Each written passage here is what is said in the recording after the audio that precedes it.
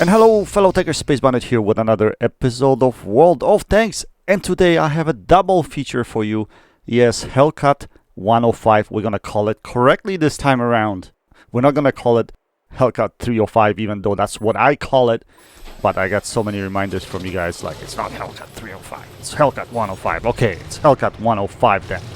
So we have double feature for you today in Hellcat 105. First game will be from yours truly on map Cliff, and second one will be from another member of Night Owl's clan, Cherri Bomb, who is really good player when it comes to this tank, and he knows exactly how to play this tank. And both are spectacular games. I mean, not the highest damage maybe, but they're gonna be really close, and you'll see what happens in both of these games. So without further ado, let's get into the gameplay. So I got myself set up early here on 1-2 line because, you know, you want to use stealthiness of this tank and put the big alpha into these guys trying to get into position E2. Unfortunately, I was too slow in setting myself up here or posting up here, and unfortunately light tank managed to escape, so I wasn't able to get shell into him. And now I realize, oh crap, I don't have gun depression over the back on this tank, and I thought I would on a flat ground, but apparently I don't. So I'm gonna have to re-angle, and again I'm losing opportunity to shoot at these guys, which is problematic. But now I should be able to hit them. So we're gonna try to line up a shot at this guy. We can't really hit him. There's a TD over there that I can't really hit. And now we see this VK3001 moving in, so we put a shell into him. Now I was going to run away because I thought I was gonna get spotted, but I did not, behind a bush. Hellcat 105 is just wonderful. It's got the camo on this thing is just ridiculously good. So you could be sitting like 200 and something meters away from your position, especially if you have your commander optimized with camo skills and some view range. You should be able to remain stealthy sitting about 250 meters, something of that nature. Anyway, I get spotted here, so we move forward behind the building, and that's what I'm going to use this building in front of me for my cover. When I'm unspotted, I'll be outside trying to get shots in, and once I'm spotted, I'm just gonna scoot behind this building. As you can see, there's a lot of opposition coming this way, so we're just gonna pick them out one at a time, and we're gonna keep putting shells into them and then getting behind the building to get unspotted. Obviously RD's in place, so last thing we want to do is get slaughtered by the RD, and this tank has no armor, especially for the RD. You're gonna get slaughtered. So we're gonna line up a shot at this Churchill GC, and for whatever reason that shell bounces. Not sure why, so we're gonna try to do the same thing again. Can we pen him this time? Our reticle shows red. Yeah, we weren't able to pen him again. I think that shell went to the track, so I should be probably aiming at his turret structure, and that's probably where I'd be able to pen him. But we're gonna try to take out the light tank out of the game first, and that's what we did because he's probably the most dangerous for me, and he's able to come here and do circles around me, right? So I'm in a pretty bad situation right now. Like, there's nobody else here, just myself and the RD.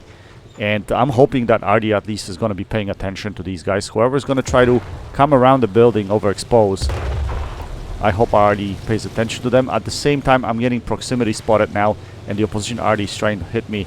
This guy's making a run for me, and I kind of aimed in a third person. I thought I would hit him, but that shell goes into his track. So he puts one shell into me. RD takes him out, demolishes him. And we're just gonna turn around, and we can't run away really from this position right now. We're stuck in here. There's nothing we can do. All we can do is defend using our big alpha. And we're gonna try to put a shell into this guy. We quickly snapshot it, but the shell goes beside his turret, and we don't actually hit him. And at this point, I thought I was dead. I thought this is it. This game is over. But for whatever reason, this nice guy here in this Churchill 6 or Churchill 7, is it? He doesn't pay attention to me. He doesn't want to kill me. So it's like, okay dude, you don't want to kill me, then I'll kill you. At the same time, this Churchill GC is coming behind me right there, so I'm gonna have to run off. Fortunately, he just hits me in the track, so we repair, and we're gonna run away from him. And now he's in the vicinity of our RD, so I'm hoping that our RD is gonna demolish him. Let's see what happens there. Yes, she does. And now all I gotta do is run away from the opposition's RD. So I stop here. This was the RD safe maneuver.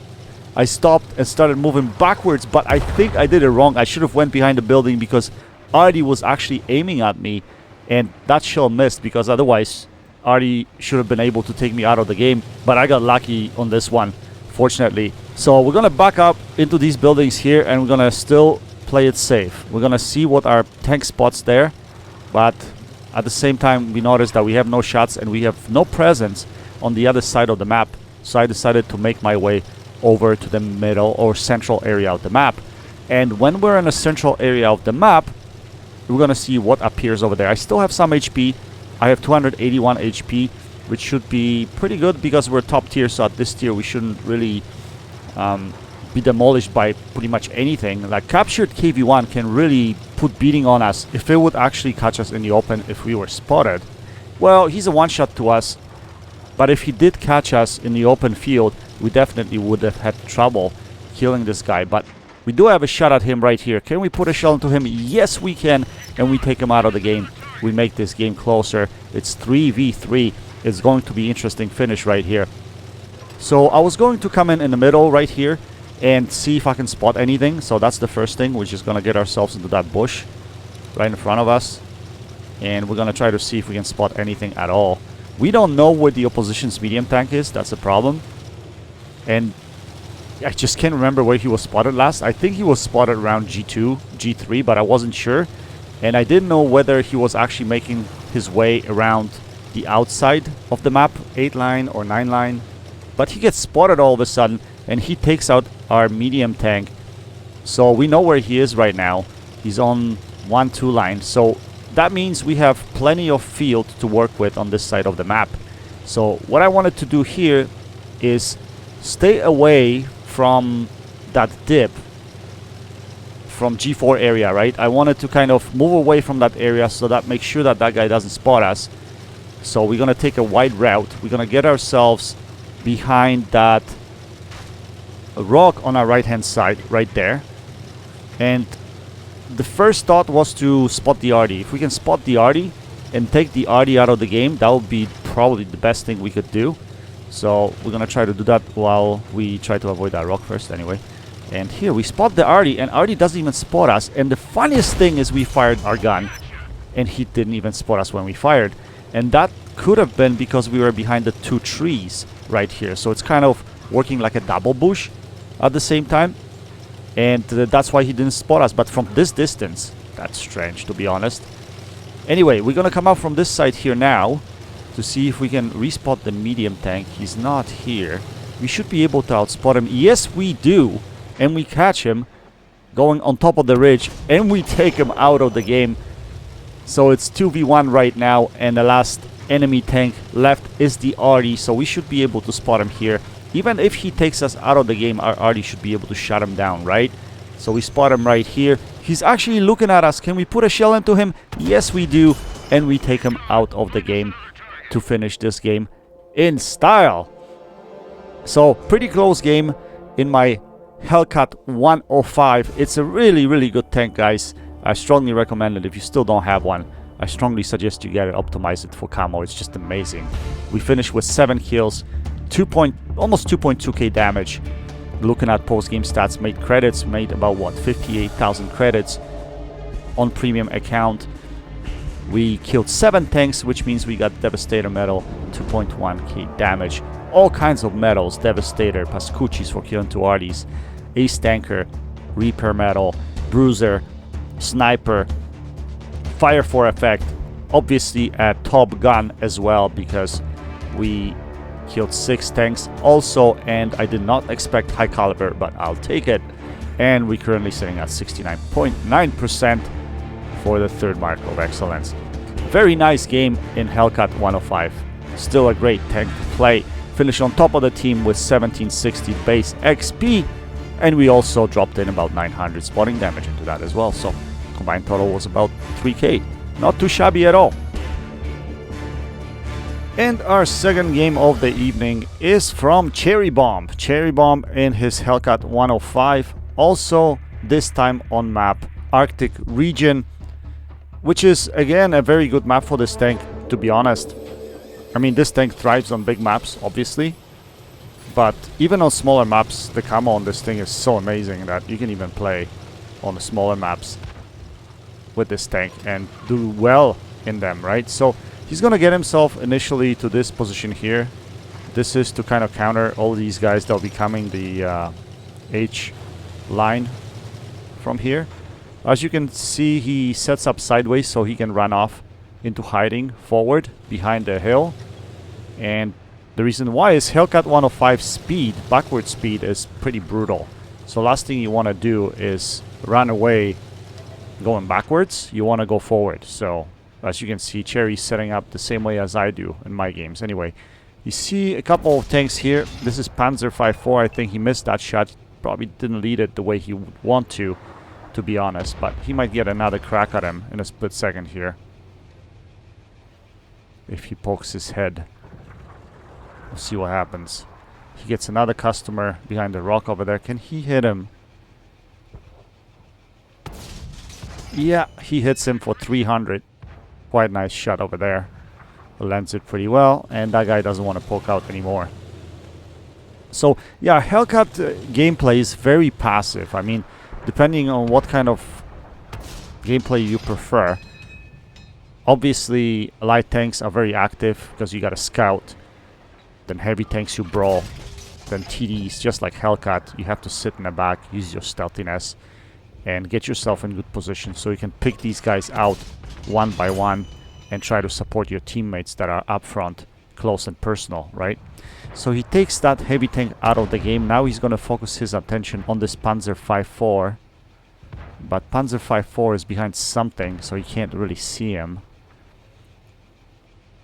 But he's going to be really patient here. See who pokes out next. Who wants to die? Maybe this guy? Oh, he gets taken out, so he's already dead. Yeah, no, nothing to shoot at. Nothing to shoot at there. And just to mention, this game that Cherri had in the Hellcat is definitely not his best game ever. Actually, I think his best game was over 4,000 damage. It was on Clone Guy's channel, to be honest. But this game, he's gonna get a medal that not many of us actually have. I mean, I have probably about 4 or 5 of these medals, but I played the game for like 6 years now. So, yeah, I've accumulated those over the years. But I don't know if he ever had one. So this is a very, very hard medal to get, to be honest, guys. And you'll see what I'm talking about at the end of the game. So he noticed that the middle of the map has kind of fallen. So he dropped further south on his side of the map. And I don't know what this light tank did, because he was paying attention initially to Cherri, and then once Cherri disappeared and started to drop, the light tank just decided to boot towards the arty, and he gets taken out. So I don't know if that was a smart play by that light tank, but Cherri's gonna set himself up on this side of the map, because this side of the map has fallen, as you can see. We don't have any tanks on this side except for the arty. So he's gonna try to see if there's anybody approaching this position from the north. I'm pretty sure that's what he was thinking. He's got plenty of bushes here. Actually, this position is great to stop the incoming opposition that usually poke around C1 area right there. So if your friendlies are fighting around the corner, this position is actually great to put shots into these guys that are overexposing, especially the guys that are over the ridge at B2. Yeah, that's... Even at tier 10, lately I've noticed that the meta is such that the opposition tanks are pushing hard through B2, and this position all of a sudden became viable, right? So I think he's going to be patient here. There's no point rushing this. May as well see what the opposition does. They're losing the game at this point, so there's no point for him to move any further. There's no one coming from this side of the map, so he decides to go closer into central position of a south side H line, basically, and he's gonna try to see if he can put shells into that medium tank that's approaching. So again, he's keeping away, he's keeping his distance, right? In a Hellcat, every time you gotta keep your distance. I mean, you have no armor. If you get hit, you're gonna be penned for sure. It doesn't matter who shoots at you, you're gonna be penned. So yeah, he's keeping his distance, making sure that he can utilize his camo, and once the medium tank approaches him, he will be able to spot him, and he can remain unspotted at the same time. There we see it. There is a Fury, I think. He puts a shell into him, but he gets spotted, so he's gonna have to scoot down the bottom of this ridge right there so that the guy doesn't see him. And take a look at that. He's the last one remaining on his team. So it's himself versus 5 tanks. 1v5 situation means possible Kolobanov's medal, which is crazy. Like I said, it's really difficult to get this medal. Anyway, he finds his shot over there. He puts a shell into the Fury, but now he's spotted, so he's gonna have to run because Artie's probably looking at him at the same time. He stops here because he's reloaded. He's gonna try to put that shell, I think, in his lower plate, but he was way too close to the track. So that shell goes in track instead of the lower plate, so he can't take out the Fury. Now he does. Luckily, Artie doesn't hit him, and now he's gonna have to get the hell out of dodge. Get behind this ridge over here, or maybe dip down. Just do squiggles, you know, left and right, just to get away from Artie's shell, because you know it's coming eventually. But luckily, Artie doesn't hit him, and he's gonna get himself back into the same position he was earlier, so that he can spot this side of the map. Well, at least that's what I was thinking, but it looks like he's not gonna do that. He's gonna go in a central position. Oh, don't kill yourself, Cherri! Wow, that was so that was so close, man. Don't look at the map while you're driving, you know, that's one too many mistakes that I've done in my tanky career, to be honest, guys, right? I mean, unfortunately, that shell misses to the right, and he's not able to hit the toaster. But he's gonna come closer to this hill on his right-hand side right now, and this is an Artie safe position, so Artie shouldn't be able to hit him here. But he knows where the toaster is now, so he's gonna try to find a spot where he can spot him yet not be spotted at the same time. With 114 HP left, yeah, he really needs to play it safe at this point in time. So toaster is spotted right there. He's got a shot at him.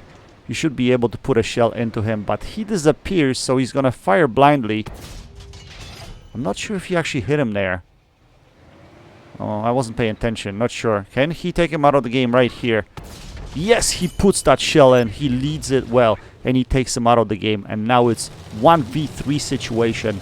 Now that Artie is awfully close to him. Yes, he can still spot him though, but it looks like no shot. And the problem here is, if he's gonna come closer towards that Artie, he's gonna get spotted, and the second Artie could be putting shells into him. So he decided not to go there. That's a smart move. May as well swap the positions, go into more central area of the map and see if you can actually get a different angle on the Artie and hit him from there. But looks like he wants to check his flank, which is a good play as well, because he wants to be sure that he's not outflanked from this side, right? And at the same time, he's drawing distance from the Artie. And that's the way to do it. He's not pushing it. He's not pushing it. He's letting the opposition come to him.